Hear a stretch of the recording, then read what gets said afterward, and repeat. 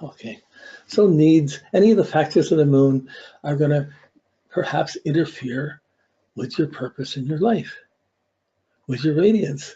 And that's normal for you. But as someone comes into your life, they walk into that battle between your sun and your moon. Oh, you meet a lover, this is great. But by the time, who are you going to bring home to meet your mom? Would you ever bring your lovers home to meet your mom? Not till they're married, not till we're engaged. We have so many conditions on this. Some rightly so, some not. But this is the runaround of the moon. I mean, we see a lot better phases of the moon. We can look up that. We can see these things. We can see transits going around, affecting things. But really, we're just looking at the sun and moon and our confidence and how we live up to our confidence or don't.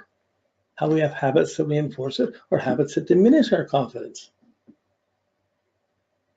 It's possible to have habits that diminish your confidence. If you have them, how do you get rid of them? Then you start getting to whether it's a fixed sun and you don't want to change it, or it's cardinal, you got to push at it, or it's mutable, you're adapting to. Like, all these factors come in to embellish the understanding of this stress. So I find it easier to look at and expect the stress and then try and observe and see which ways it's showing, because rather than think and try to define it, when I run across how it's working, someone saying, oh yeah, but my mom did this, and I start seeing it. Then I can talk about it to the person, they're living it. They're explaining to me better than I would explain to them. Question, how do you get along with your mom? Where are you living? Do you own? Do you have, I mean, even if you own a home, that's important.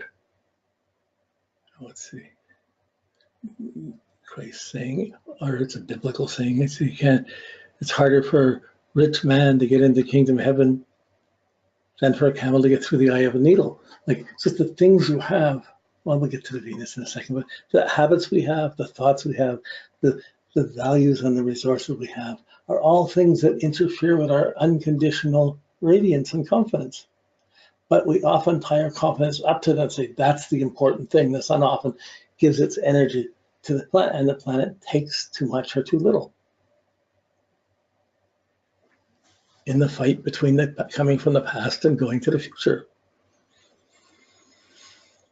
Okay, when we get to the moon, when we get to Mercury, moon is your memories and your ability to reflect. Mercury is making sense out of the memories, trying to see this happened, that happened. It's making these associations. It's making up time. I'm coming from here. I'm going from it. If this happened, and this happened, then it's going to lead to this. And Mercury is our sense of relativity and our thinking about where we're coming from, where we're going to do, what I'm going to do today, what I did yesterday, what I'm doing, why, oh, this is coming up, I've seen this before. But it's that mental association of being able to think, to be ahead of things, to have a plan, to work through things. So it's a really useful function in being able to plan between the sun and the moon. Do you think more about your purpose and your confidence, or more about your past and your mom and your moon, or your habits?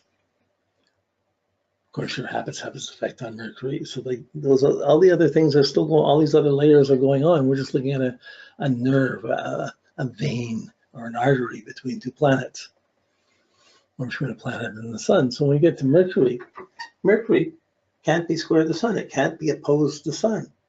It can't be square the sun. It can't sextile the sun. You cannot have most of the aspects of the sun. You can only have the conjunction to the sun. The only aspect Mercury can make to the sun. And there's two kinds of conjunctions. There's a conjunction when it's going direct, and there's a conjunction when it's going retrograde. So if it's going direct, Mercury's on the other side of the sun, the far side of the sun, going direct. It's passing the sun and moving on. If Mercury's retrograde, it's on the inside of the sun and it's coming back. There's the sun, Mercury's coming on the, so like, we see Mercury as going out making a circle, but really when we're looking at a chart, we see it going back and forth like a pendulum around the chart, this side of the sun, that side of the sun, and then it conjuncts the sun. And it can only be seen at the two extremes, when it's just about to turn retrograde and when it's just about to turn direct. Those are the times when we can see Mercury in the sun in the morning or in the evening. difficult to see because it doesn't come high up, and if there's not another planet there to get your focus on it, it's hard to see it in the light of the sun. But it's worth trying to see. But Mercury, when it's conjunct and retrograde, it means it's between the sun and the Earth. When you have your Mercury direct and it's conjunct the sun, it means it's on the other side of the sun. Wow, a big difference in distance and in the energy between us. If the sun's on the other side, if the Mercury is between the Earth and the sun, it's almost like you have to use your mind. Your mind is so strong, and it's trying to think to find your sun. You have to use your mind and your thinking, eventually develop a mental relationship to the sun, to your purpose, to your goals, to your radiance, to your spiritual path, to your heart. But you're going to work with your mind first, and that's going to take you many paths before you're even ready. The sun's there, but you're trying to make associations, but you're not really letting go to let the sun run. Your mind is going really strong to go about it. That's what Mercury retrogrades too. It's not like something's bad. It means Mercury's closer to the Earth, and everybody's thinking more intensely and stronger and more, and they trip over each other and things don't get done. It's not because of less thinking or Mercury's thinking wrong. It's because we're all thinking stronger, and that extra anticipation of what things happen magnifies the power of the thoughts in everybody, and the schemes we have don't come out because they're more magnified than the reality between everybody. But it's happening to everybody like that. When Mercury's on the other side of the sun, conjunct, it means you have to find your heart before you can think properly. So what's the difference? One, you're having to think to find your heart. You're thinking out in the world, what's confidence? Where am I going? What am I doing? You're making plans about where you're going. You're moving. You're thinking about how to move towards the light, or interpret why it's there, what it's doing. When it's on the other side, you're feeling your love, you're radiant, and the Mercury is having to align to your purpose and willpower. So willpower and purpose becomes more predominant than Mercury's aligning to it. So the stress, the sun's half a degree in the sky when you look at half a degree. The moon's half a degree in the sun. Just coincidence, but that's why we can have eclipses. They're about the same size. They can get in between each other. But Mercury is really tiny. So so many times it'll conjunct the sun, and sometimes it'll be higher than the sun or lower than the sun, or be in a different frequency than direct. Sometimes it comes in right eclipses it, and it comes right across the ball of the sun. And when it comes across the ball of the sun, it tends to be eclipsed by the sun. So it means that the sun's purpose, the Mercury is really there, and it's blocking a little bit of the sunlight, it's taking a bit, but thoughts are really empowered and strengthened by that sun. I really feel it's important to write this book, or I have to do this, or your Mercury is really pushing. Is being pushed by the sun, and every thought's made, and what you're saying is made to be more important. That's the calm. And willful, that's the sun on the Mercury. So when it's exactly in between, it's a technical word, it's called combust. And the Mercury gets lost, and it has more difficulty expressing itself because the sun is too strong a presence. I don't find that technical term, I don't see it quite that way, that it's combusted and it won't work. It just gets humbled and overpowered by purpose. So it can think it's the power, but really it's really small compared to the whole sun. And how important are our thoughts compared to our heart and loving. So the stressful relationships to the Mercury, to the sun, are the conjunctions. It's the only ones. And they get further away from it. So the more further away your sun, Mercury is from your sun, and if it's in the next sign, it's out of sign, out of house. These are all useful things to detach it, to be able to separate, that's my mind and that's my sun. But when they're right together, that's my mind, that's my heart. You can see the difference between your willpower and your mind. But when they're right together and they're conjunct, you can't see it. They're together. Your mind and your heart are one and the same thing. So that's perhaps good for the mind and good for thinking. But the more you think, the more of a veil you're putting on the sun, more conditions you're putting on love, more rationalizations you're imposing in your life. That's the stress. If your rationalizations are good or bad or whatever, you're still going to think they're important or they're there, and they may not be that way for other people.